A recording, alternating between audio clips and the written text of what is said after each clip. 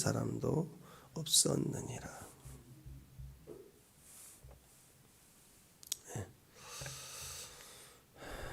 자, 7장에서도 네 짐승의 환상, 또 8장에 오늘 순양과 순염소의 환상 이야기 같은 계속 흐름을 갖습니다. 한 나라가 멸망해서 바벨론 멸망하고 그리고 메데파사 페르시아가 서게 될 것이고, 그리고 그 이후에 이제 오늘 헬라가 일어서게 될 것이다. 로마까지 이어가는데 오늘 순양과 순염소의 환상도 이것을 다시 확인해 주고 있습니다. 그래서 하나님께서 이 나라의 국가적인 될 일들이 이렇게 이어진다. 역사의 주관자는 하나님이시다. 이렇게 말씀하시는데 이것이 왜 중요하냐면 이스라엘에 대한 바벨론이고, 이스라엘에 대한 메데파사이고, 또 이스라엘에 대한 헬라이고, 이스라엘에 대한 로마이고, 또 마지막 때 이스라엘에 대한 마지막 때 역사이기 때문에 그렇습니다. 그래서 지금 이 시대에 이방인 나라, 지금 현재는 미국이 가장 강대국이다 하지만 미국이든 또는 더 이스라엘을 대적하는 이란이나 이런 나라들뿐만 아니라 심지어는 이방인 교회를 할지라도 그러니까 엄청난 주의 영광과 은혜를 입어서 이스라엘이 시기하기까지 우리가 축복을 받는다 할지라도 교만하면 끝난다 이거예요. 하나님의 그 첫사랑 이스라엘 향한 마음은 끊임없이 상대적입니다. 그래서 그 이스라엘 향한 사랑 가운데 우리 이방인의 구원도 있고, 또 함께 형제가 연합하여 축복이 되는 것도 있다라는 거예요. 그래서 저것들은 더 깨져야 된다. 막 이렇게 함부로 이스라엘에 대해서 말하고 그렇게 하는 무지한 그리스도인이 되면 안 돼요. 자, 이런 순양과 순염소에 대한 환상이 오늘 본문에 이렇게 나와 있고, 오늘 말씀은 그것에 대한 해석들이 쭉 이제 구체적으로 나와 있습니다. 자, 여기서 우리가 볼 수 있는 건 가장 핵심이 뭐냐면 이전에 그 환상과 다르게 순양과 순염소의 환상 후반 부분에 적그리스도를 상징하는 자의 모습이, 한 왕의 모습이 이렇게 그려져 있습니다. 그러니까 마지막 때 대환란과 대심판 가운데 적그리스도 출현 때 이런 일들이 있구나 하는 하나의 예표적 사인이 역사 가운데 있다라는 거죠. 그리고 그런 일들이 실제로 있었다, 그 얘기입니다. 그래서 어디서 우리가 한 가지 알 수 있는 적그리스도에 대한 메시지가 있습니다. 그것은 이거죠. 이런 적그리스도가 항상 출발할 때는 작은 뿔로 시작이 돼요. 항상 작게 시작했는데 갑자기 점점 강해집니다. 그래서 그 크기가 너무너무 힘이 강해져서 온 세상을 뒤엎을 만큼 커집니다. 그리고는 갑자기 한 방에 푹 간다. 사람으로 말미암지 않은 어떤 심판으로 그냥 훅 간다. 이것이 메시지예요. 우리가 마지막 때를 보내는 성도들이 붙잡아야 될 메시지입니다. 이걸 보고 이게 과정이구나, 이렇게 이해를 할 수 있어야 됩니다. 자, 진리가 아닌 것은 갑자기 무시할 만큼 이거 진짜 대단하다 이렇게 하지 않고 그냥 시작이 돼요. 작게. 마치 어제 말씀드린 것처럼 허수아비를 세울 때는 이게 왜 세우지? 왜 허수아비를 들고 나오지? 이렇게 생각하게끔 이게 별로 중요하지 않는 하나를 만들어내는 거예요. 그리고는 거기다가 엄청난 법적 권위까지 실어버리는 거예요. 점점점 여론을 크게 해서. 그 다음에는 허수아비를 쳐다보지 않거나 인사하지 않거나 그러면 죄가 되어버리는 범법자로 만드는 그렇게 힘을 가지게 되는 것입니다. 그래서 진리가 아니에요. 진리가 아닌 어떤 작은 건데 그냥 그럴 수도 있고 아닐 수도 있는 그런 모습으로 등장했다가 작은 뿔로 등장했다가 큰 뿔을 다 무너뜨리고 전체를 다 뒤엎을 만큼 큰 힘으로 커진다. 그 다음에 팍 망한다. 이게 이제 세 스텝입니다. 그래서 적그리스도의 스텝이 이렇게 가는구나 이렇게 알고 요한계시록에 나와 있는 종말, 그리고 우리가 당할 이 종말의 때를 하나님의 지혜로 볼 수 있다. 이렇게 오늘 메시지를 주고 있는 것입니다.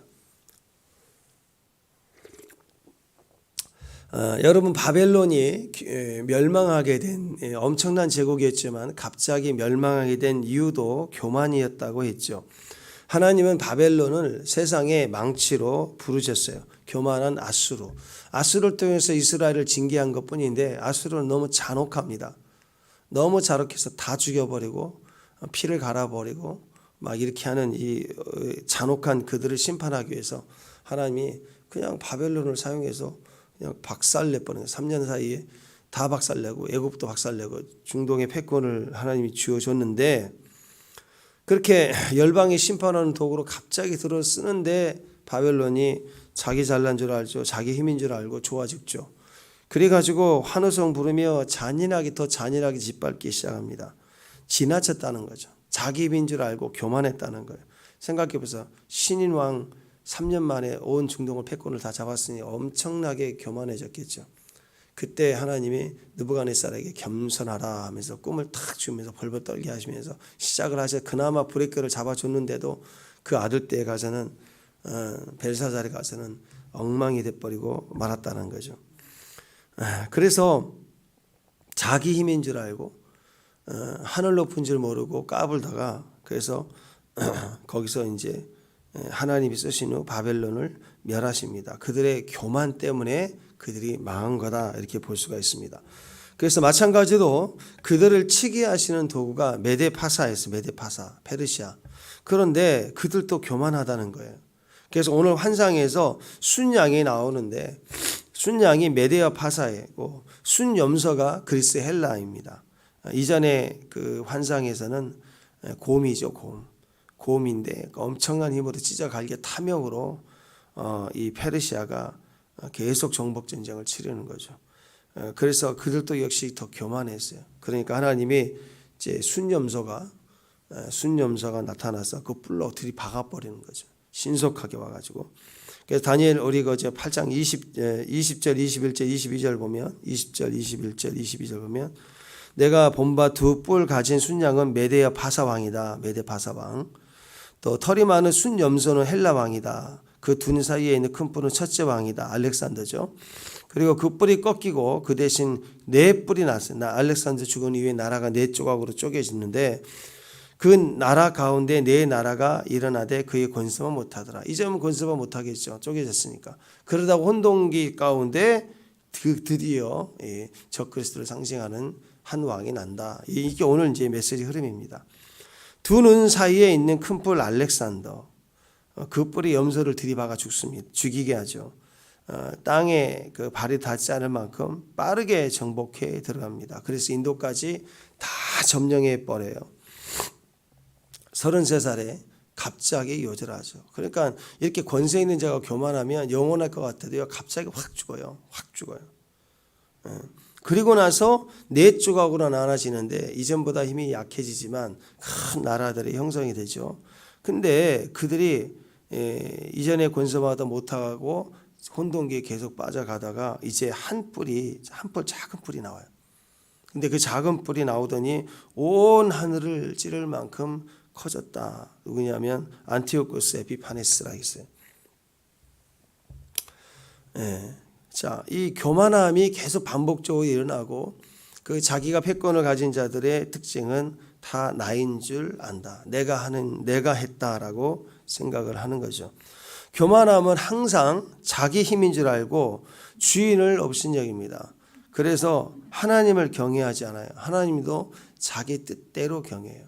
이방 사람들도 그렇지만 이스라엘 사람들도 그래서 하나님이 성전을 회파하는 거 아니에요. 무슨 일이 있어도 성전을 회파될 수가 없다. 하나님은 위대하신 하나님이다. 그래서 하나님이 예레미야를 통해서 이사야를 통해서 포로로 잡혀가는 것이 하나님 뜻이다 그래도 그 하나님 뜻을 듣지 않아요. 자기가 아는 하나님의 개념이 하나님 말씀하신 것보다 더 높아요. 그 이단들이 그런 거 아니에요. 자기가 아는 몇 가지 구절들만 가지고 진짜인 줄 알고 까불죠. 근데 다른 구절 전체를 쭉 같이 보면 그게 전혀 아닌 해석들을 하고 있는 거예요.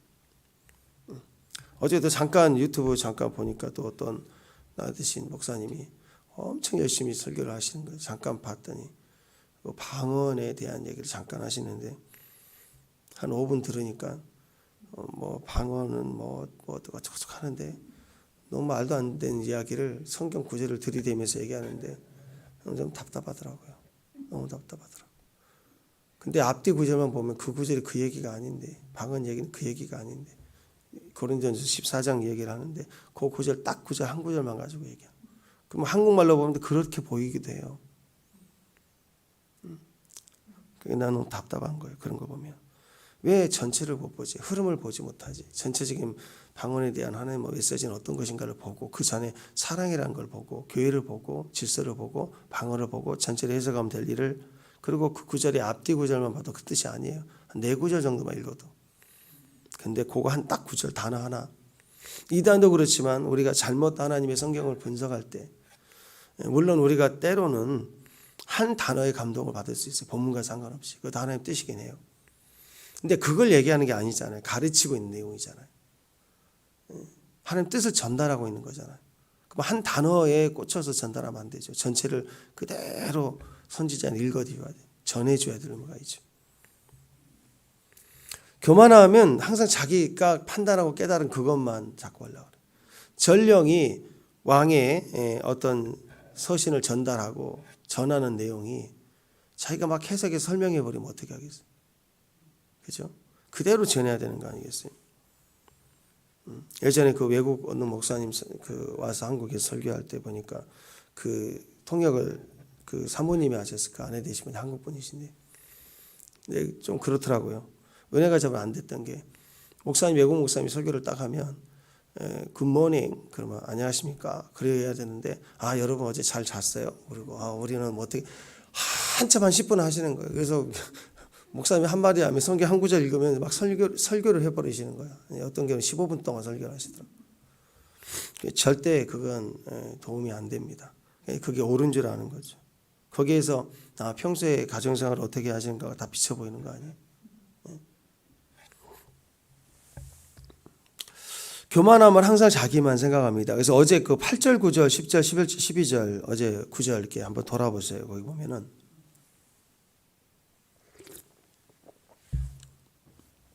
8절 보니까 순념서가 심히 강대했다. 스스로 심히 강대했다 그랬죠. 막 뿔이 자라죠. 10절 보면 막 짓밟죠. 11절 보니까 스스로 높아졌다. 12절 보니까 후반부에 진리를 땅에 던지며 자의로 행하여 형통했다. 자의로 행했다. 자기 스스로 옳은 거 형통하고 좋아 보이는 걸 막 선택이 같다 이거예요. 그러니까 이들의 강함이라는 것은 막 승승장구하는 것 같고 힘을 가지고 높아지고 강하고, 이 단어를 보세요. 강대했다, 높아졌다, 형통했다. 이게 겉으로 보기는 좋잖아요. 세상에 강한 힘과 같은 거잖아요. 그런데 이런 강함이라고 하는 것은요, 실상 가짜이고 거짓이라는 거예요. 적그리스도를 상징하는 안티오코스 에피파네스의 모습을 보세요. 오늘 23절, 24절, 25절 오늘 말씀 23절 후반에 보면 자, 이 작은 뿔이 드러나는데 드러날 때는 작은 뿔이네 그래요. 근데 이게 갑자기 강대해져서 큰 한왕이 일어날 때 보니까 자, 23절 후반에 보니까 그 얼굴은 어떻게 해요? 뻔뻔하며 속임수에 능하고, 그 다음에 24절 권세가 강할 것이나 자기 힘으로 말미암는 것이 아니며, 자기 힘이 아닌 힘을 주변의 사람을 다 여론몰이 해가지고 자기 힘을 발휘해서 자기가 대장이고 자기 힘 것처럼 만들어버려, 영웅 만들어버린 거야. 자기를 영웅놀이입니다. 그 다음에 자의로 행하여 형통하며, 자의로 행하며 형통하다. 또 25절을 보면은 제 손으로 속임수를 행하고, 자기 손으로 속임수를 행하고, 다 자기 손으로 자기로. 또 스스로 큰 채한다. 스스로 큰 채한다. 이렇게 어떻게 할 수 있을까요? 어떻게 큰 채하죠? 아니 원래 키 큰 사람이 있으면 키 크다 그러잖아. 근데 큰 채 하려면 어떻게 해야 돼요? 어떻게 여기다가 신발도 좀 높은 거, 키 높이 그거 좀 하고 조명도 비치고 주변의 신하들은 좀 작은 신하들만 좀 주변에 세우고 이렇게 해서 비춰서 드러나야 자꾸 키 큰 사람으로 보일 거 아니에요. 그죠? 그와 같이 쇼를 한다 이거예요. 그거로 큰 채하다. 위대한 수령님처럼 만들어주고 무슨 대통령님 이렇게 붙여가면서 어떤 일을 하려고 하는 거, 막 이런 것들이 다 이렇게 광고죠, 광고. 스스로 서서 만왕의 왕을 대적한다. 그러니까 보세요. 아까 얘기했던 교만함, 순염소의 교만함이나 오늘 이렇게 뿔로 드러나는 안티오코스 에피파네스의 모습을 보면 속임수에 능하고 권세가 큰데 자기 힘이 아니라 가짜 힘들을 가지고 크게 부풀려 가지고 자의로 행하고 속임수를 쓰고 스스로 근체하고, 그러니까 자기 힘으로 자의로 행하며 제 손으로 속임수를 행하고 스스로 근체하며 또 스스로 서서 하나님을 대적하고, 이것이 그들의 실상이라는 것입니다. 그러므로 그 배우의 최후는 당연히 사단이죠. 사단의 최후와 같이 그들의 최후는 어떻게 되느냐. 마지막 절에 뭐라고 그랬어요? 25절 마지막 절에. 25절 마지막에 보면 그가 사람의 손으로 말미암지 아니하고 깨지리라. 갑자기 깨진대요. 사람의 손으로 죽는 게 아니라 갑자기 죽는다. 자, 안티오코스 에피파네스는요, 적그리스도의 모형입니다. 마지막 때 그리스도인들을 핍박하고 죽이는 자의 모형입니다. 그래서 이 모형 그대로 적그리스도 등장을 보면 이걸 확인해 볼 수 있어요. 근데 이제 사람들이 자꾸 이렇게 보질 않고, 적그리스도 어젠가도 그젠가도 보니까 예루살렘 쪽에 있는 어떤 여자분인데 모르겠어요. 어떤 사역자인지 모르겠지만 그 말하는 내용이나 보면 열심과 열정이 있는 거 느껴지는데, 문제는 엉터리예요. 엉터리. 지금 정말 때가 다 됐대. 다 이루어졌대. 적그리스도만 출현할 징조가 다 완성됐다. 막 너무 답답한 거예요. 왜 저 열심과 헌신과 거기에 싹군처럼 자기 목적으로 이익을 보기 위해서 뭘 팔고 뭘 작정시키고 그런 건 전혀 없어요. 자기 나름대로 헌신을 하고 있는 게 느껴지는 것 같아요. 사람들도 많이 들어요. 보니까 저에서도. 근데 종말의 때 사인이 다 이루어졌대요. 미치겠어요. 그런 걸 들으면.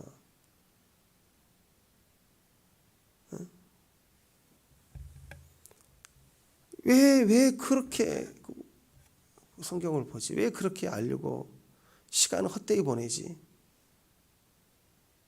이런 사람들이 너무 많은 거예요. 너무 많아요. 예루살렘 껴가서 거기 있으면서 자기 나름대로 보고 듣는 여러 징조들을 해석을 해서 성경을 풀어가겠지만, 아니 지금 오늘 다니엘서만 보더라도 왜 요한계시록의 그 구절만 보고 얘기하냐고요. 전체 성경이 다 연결되어 있는 오늘 구절만 보더라도 안티오코스 에피파네스의 모습을 딱 보면 적그리스도가 반복해서 그 형태로 올 텐데, 보면 이게 아직 아니구나. 한동안 그렇게 우리 어렸을 때는 레코드판, 바코드, 맨날 신용카드 그러더니 이번에는 이제 베리치 그러더니 왜 그렇게 사람들이 거기에 휩쓸려서 그렇게 사는지를 모르겠어요. 왜 이렇게 성경을 해석하고 살까? 너무 답답한 거예요. 오늘 이 모습 보십시오. 안티오코스 에피파네스 시작, 적그리스도 모욕인데 작은 뿔로 시작이 돼요. 그러다 갑자기 세력을 얻는데 이전과 다르게 자기 힘이 아니에요. 만들어진 힘이에요. 여론과 상황의 평화의 왕 이런 걸로. 그러다가 나중에 그리스도인들을 죽여요. 성전을 모독하고, 이 안티오코스 에피파네스가 뭐였냐면 성전을 모독하고 제우스 신을 지성소로 만들고, 그리고 돼지 피를 가져가 성전에다 뿌렸어요. 그냥 정복자가 아니라고요.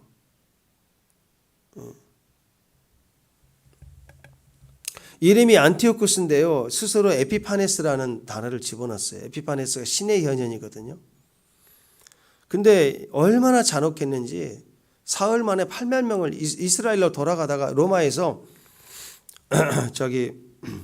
애굽을 치러 가다가 로마에서 반대를, 로마에서 가지 말라. 그러니까 굴욕적으로 못 가잖아요. 화딱지가 나면 돌아가면서 예루살렘을 들려서 사흘 동안에요 8만 명 어린애까지 다 죽여요. 피비린내 나게 다 죽여요. 지 화가 나니까 잔혹하게 피를 흘려요. 돼지 피를 다 뿌리고. 이건 의도적이죠. 그래서 자기 이름이 신의 현현이래, 에피파네스. 근데 사람들은 안티오코스 에피파네스를 안티오코스 에피파가 아니라 에피마네스라고 불렀어요. 유대인들은. 에피마네스는 뭐냐면 미친놈이라는 뜻이에요. 미치광이에요, 미치광이. 근데 그 최후가 어떻게 되느냐? 다니엘서 11장. 다니엘서 11장으로 뒤에 가보면 최후에 대한 이야기가 또 나와요. 왜 이게 반복해서 나오느냐? 이 마지막 때 적그리스도 모형이니까, 적그리스도 어떻게 죽는가를 보여주는 거니까. 자, 안티크라이스트는 이렇게 에피파네스처럼 등장한 한 인물의 역할로 크게 등장할 수도 있고, 요한계시록에 보면 마지막 때 적그리스도 등장도 그렇게 나올 거예요. 그러나 그 한 사람이 아닙니다. 적그리스도 안티 크라이스트 스피릿이 있어요. 모든 자에게 이게 같이 형성이 돼서 그 힘의 대장으로 보여지는 거죠. 그래서 우리 안에도 이런 대적들에 대한 마음들이 얼마든지 영향력들이 여론이 형성이 돼가고 커져가고 있는 거예요. 자, 다니엘서 11장 43절 45절까지 보면은요, 한번 읽어보십시다. 다니엘서 11장 43절 45절 시작. 그가 권세로, 안 나왔나요? 그가 권세로 애굽의 금, 은과 모든 보물을 차지할 것이요, 리베아 사람 구스 사람이 그의 시중이 되리라. 엄청난 힘이 강해진 거예요. 그가 동북에서부터 소문이 이르러 그를 번민하게 하므로 그가 분노하여 나가서 많은 무리를 다 죽이며 멸망시키고자 할 것이요, 여러 가지 하나님의 그 역사로 인해서 이제 그를 절대적인 그를 치기 위해서 전쟁이 시작되니까 화딱지가 나는 거예요. 저것들을 내가 이번에 싹 다 쓸어버릴 거야. 힘이 대단히 센 거예요. 그러니까 멸망시키고자 할 것이요. 45절에 그가 장막 궁전을 바다와 영화롭고 거룩한 산세에 세울 것이나, 그러니까 무슨 말이냐면 내가 전쟁에 저놈들을 싹 죽일 거야. 전쟁에 나갔는데 여기서 장막 궁전, 자기 궁전을 어디다 세웠냐면 바다, 지중해 바다와 영화롭고 거룩한 산은 시온산, 하나님의 거룩한 산 사이예요. 그러니까 지금 이스라엘의 그 이스라엘 산과 바다 사이에다가 엄청난 이동식, 엄청난 텐트 궁전을 지은 거예요. 얼마나 돈이 많고 힘이 있었으면. 그러나 세울 것이나, 여기까지는 준비가 철저히 있지만 종말에 이르르니 도와줄 자가 없으리라. 그리고 오늘 말씀으로 이어보면 그가 사람의 손으로 말미암지 아니하고 깨지리라, 이렇게 나오죠. 그러니까 도와줄 자가 없대요. 안티오쿠스 에피파네스에 대한 심판인데, 그가 멸망의 힘으로 많은 사람을 죽이려 할 만큼 힘이 강대해지고 커졌어요. 자기 장막을 지중해에서 바다에서 하나님의 영원한 거룩한 시온산 사이에 이동식 궁전을 짓고 전쟁으로 나갈 만큼 아주 부자이다, 힘이다, 권세를 다 가졌지만 45절 그가 종말이 이르는데 아무도 도와줄 자가 없대. 그 말은 지 무덤 거기서 파서 거기서 죽는다 이거예요. 실제로 그 마카비 군대에서 패배합니다. 그리고 엘리마이스 사원에 대한 약탈 이런 모든 것들이 다 실패를 하고 막 미쳐가는 미치광이처럼 막 절망과 낙심 가운데, 항상 이겼다는 자들이 한 번 지면 팍 이렇게 무너지잖아요. 그래서 그 전쟁터에 어떤 일이 벌어지냐, 전쟁터에 갑자기 병들어 죽어요. 기록에 자세하게 안 나와 있지만 병들었다는 말이 뭘까요? 진짜 심하게 아팠으면 병든 채로 전쟁에 나가지 않겠죠. 의기양양하고 몇 번 실패하니까 잠 못 자고 화딱지라고 막 미치광이처럼 발광을 하다가 그날짜네 갑자기 이유도 없는 상황에서 뭐 심장마비가 되든 하루 동안 푹 쓰러져 있더니 그러다가 죽는 거예요. 하나님 지셨다라고 저는 봅니다. 자, 그래서 메시지 오늘 메시지 뭐냐? 자, 따라서 합니다. 아멘. 주 예수여 오시옵소서. 이게 메시지예요. 마라나타. 아멘. 주 예수여 오시옵소서. 이게 오늘 메시지입니다. 오늘 본문에서 안티오코스 에피파네스를 작은 뿔이라고 했어요. 작은 뿔. 이거 점점 커졌습니다. 9절에 보니까 작은 뿔 하나가 나서 남쪽 동쪽 그 영어로운 땅을 향하여 심히 커졌다. 작은 뿔이 나왔는데 점점 커졌고, 10절에 보니까 하늘에 미칠만 커졌고, 11절에 보니까 스스로 높아져서 성소까지 헐고, 또 영적 제사 영권을 가지고 영적 제사권을 땅에 떨어지게 하고 종교적 영적 박해를 가했다는 거죠. 12절에 매일 드리는 번제를 못 드리게 제사를 금해요. 그리고는 주일 성수 못하는 범죄자들에게 만들어요. 그러니까 유대인들은 제사를 지내야 되는데 번제를 못 드리게 하니까 우리 예배를 못 드리지가 아니라 유대인들은 율법적으로 제사를 못 드리면 어떤 일이 벌어지느냐, 죄인이다라고 생각을 해요. 죄인들을 만들어버리는 거예요. 죄를. 때와 법을 고친다고 그랬죠. 특히 마지막 때에 멸망에 가져간 것이 성전산에 선다. 예수님이 그러셨는데 3년 반 동안 평화의 조약을 맺고 모든 것이 평화롭고 차별이 없고, 저는 이 동성애나 이런 차별법에 대한 이런 시각들이 불과 한 10년, 15년 전만 해도 별거 없었잖아요. 동선에 부끄러우고 창피하고 이런 것만 알았지. 전 세계의 힘이라고요. 전 세계의 힘. 작은 뿌리 어마어마 커지는 거예요. 어느 날. 이건 말만 건드면 큰일 나게 만들어버리는 법을 만들어내기 시작하는 것처럼. 이런 것들이 통합돼요. 그래서 모든 게 차별 없는 평화의 주하고 말한 것처럼 적그리스도가 등장해서 3년 반 정도 지나가다가 어떻게 했어요? 성전산에 서서는 제사를 금하게 하고. 그 얘기가 요 얘기예요. 에피파네스가 이렇게 했다고요. 똑같이. 갑자기 번제를 아침 저녁으로 드리는 번제를 못 드리게 예배를 폐하게 하고 교회를 폐하고 예배를 못 드리게 하고 법으로 이런 일들이 일어나는 게 지금 조짐들이 아니에요. 조짐들 이런 게 방해법이니 그게. 이게 정말 웃기는 게 국가 기본법 더 상위법이 종교의 자유가 있는데 그 하위법 비상시에 발생하는 이런 감염법, 방역법 이런 게 비상시 드러나는 방역법이 기본법을 제한을 하고 있다. 이거 말도 안 돼. 이런 일들이 벌어진다고요. 어떤 시기에 드러나면 때를 고치고 시기를 고침으로. 이게 가장 강력한 수준까지 힘을 가지고 커진다. 그래서 7년 대환란 가운데 후 3년 반 때 적그리스도의 모습과 똑같이 등장을 합니다. 그래서 오늘 메시지는 뭐냐? 첫 번째, 작은 뿌리다, 작은 게. 그리고 오늘날 이게 전 세계 모든 사람들이 공감할 만큼 힘을 가지고 커진다. 그리고 이것에 대해 누구도 토를 달지 못하도록 법을 만든 다음에 이것이 다른 사람들에게 이제 그걸 지키지 않은 범법자가 되도록 만드는 거예요. 그 다음이 뭐냐? 세 번째가 오늘 메시지 핵심입니다. 그때 갑자기 망한다. 갑자기 망한다. 이게 루트예요, 루트. 이거 기억하라는 거죠. 이걸 집약해서 한마디로 딱 집약하면 마라나다. 아멘 주 예수여 오시옵소서. 주님이 언제 오실까요? 주님이 언제 오실까요? 그 때와 시는 누구도 알 수가 없습니다. 아는 게 중요한 게 아니라 준비가 중요하니까. 그래서 오늘 하루 영성으로 오늘 주님 오실 것처럼 준비하는 게 중요하다는 거예요. 그런데 대충 그 때와 시는 알 수 없지만 대충 어느 때인지 알 수가 있어요.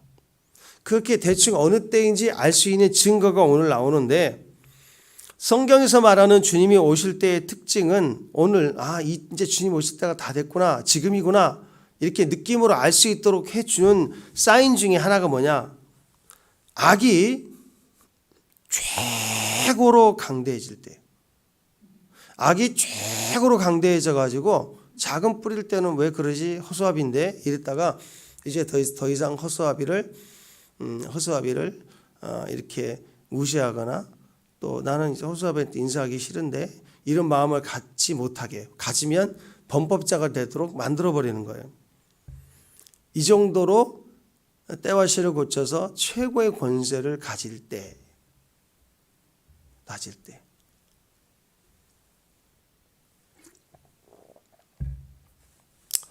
악이 최고로 강대해질 때 누가 조금만 얘기하면 그 바다와 성산 사이에 왕궁을 짓고 내 마음대로 해도 되는 것처럼 화려하게 힘있게 전쟁으로 나갈 만큼 야 진짜 무시무시하다 대단하다 할 만큼 사람들이 경계할 만큼 그런 힘을 가질 때 그때가 악이 최고로 강성해질 때예요. 자 이렇게 악이 최고로 강해질 때 주님이 임하시면 심판이 일어납니다.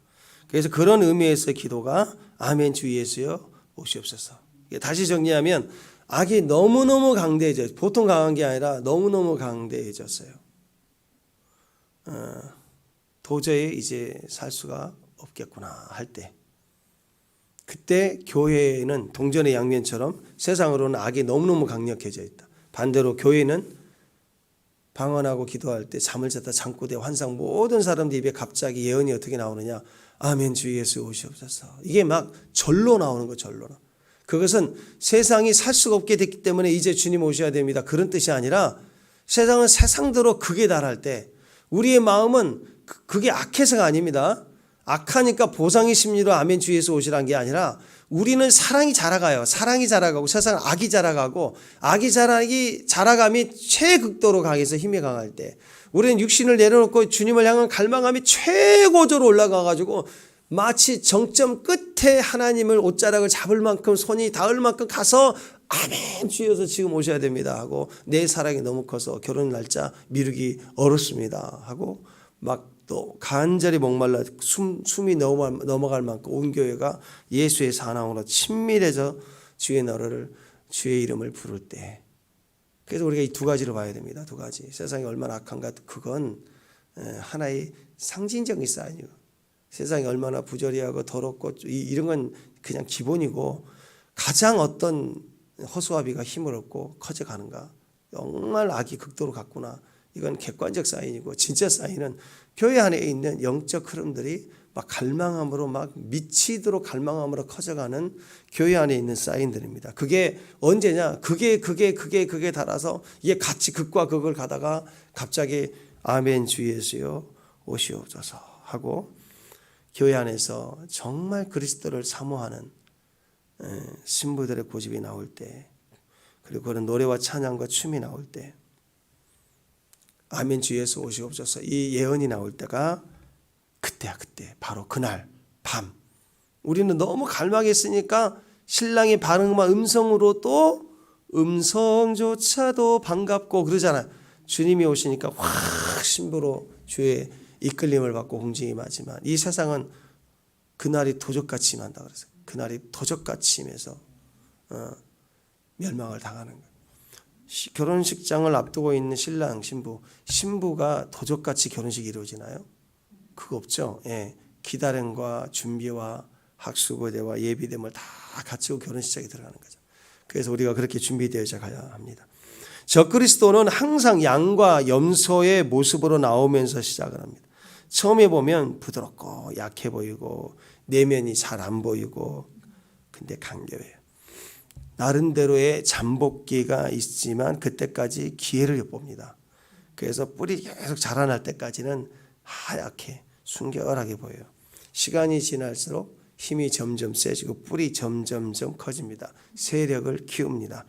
그 뿌리 자라나기 시작하면 그때부터는 그 뿔로 여기저기 들이받고 설쳐댑니다. 온 세상이 이 순염소가 지배하는 것처럼 막 다 들이받기 때문에 다 무너지게 자기가 모든 권세를 얻은 것처럼 맹렬하게 달려와서 막 받아버리는 거예요. 그러다가 한 방에 훅 갑니다. 알렉산더가 온 땅을 정복했지만 33살에 변정태예요. 똑같아요. 전쟁터에 갑자기 훅 가버려요. 훅 가버려요. 안티오코스 에피파네스도 전쟁터에서 훅 가버립니다. 착한 척하고 숨어 있다가 힘이 세지면 여기저기 뛰고 날뛰는 거, 들이받고, 이게 적그리스도의 영입니다. 이때 온 세상은 저렇게 강한데 누가 당할 수 있을까 하죠. 근데 성도는 아니라는 거예요. 성도들 보기에는 너 그러다 한 방 훅 간다? 그거예요. 설치고 떠들 때, 들이박을 때 세상은 와 너무 강력해. 저 사람을, 저 영향력을 누가 감당할 수 있을까? 그러니까 교회가 그런 사태에 벌어질 때 야 세상은 너무 커졌다 어떻게 하지? 이건 교회가 아니에요. 그런 힘이 커지면 커질수록 야 저거 너 그러다 훅 간다? 이렇게 경고할 수 있어야 됩니다.